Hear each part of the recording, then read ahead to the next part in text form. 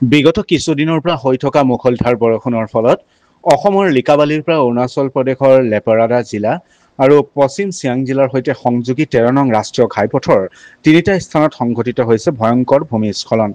নামনি চিয়াং জিলাৰ চিজি, লেপেৰাডা জিলাৰ ৰিলো, হাতীনলা আৰু ডকে বস্তি, বাগৰা বস্তি এইকেইটা অঞ্চলত পাহাৰ খহি ৰাষ্ট্ৰীয় ঘাইপথৰ ওপৰত পৰাৰ ফলত এতিয়া আবদ্ধ হৈ পৰিছে যাত্ৰীবাহী গাড়ীৰ লগতে নিত্য ব্যৱহৃত সামগ্ৰী কঢ়িয়াই নিয়া শ শ যান-বাহন।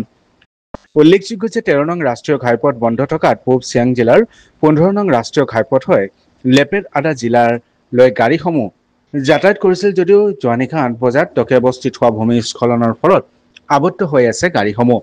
আবদ্ধ হৈ থকা লোকসকলে খাদ্য সামগ্ৰীৰ সমস্যাৰ সন্মুখীন হ'ব লগা হৈছে বুলিও মন্তব্য কৰে। আগতো বোকা আছে, ব্লক হৈছে, তাতো খুজিছোঁ।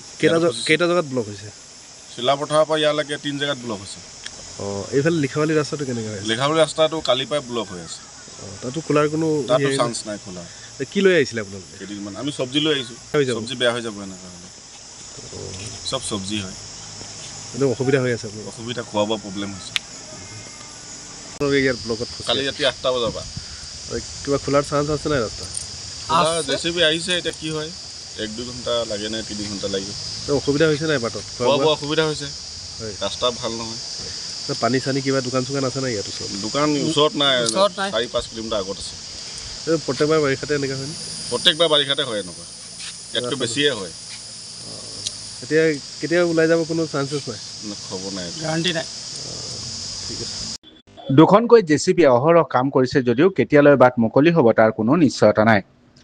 এইদৰে আৰু কিছুদিন পথ বন্ধ থাকিলে উল্লেখিত জিলাসমূহত নিত্য ব্যৱহৃত সামগ্ৰীৰ নাটনি হোৱাৰ লগতে মূল্য বৃদ্ধিৰ আশংকা কৰা হৈছে।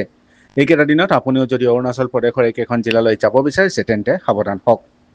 ধেমাজি জিলাৰ পৰা সঞ্জয় নাথৰ ৰিপৰ্ট।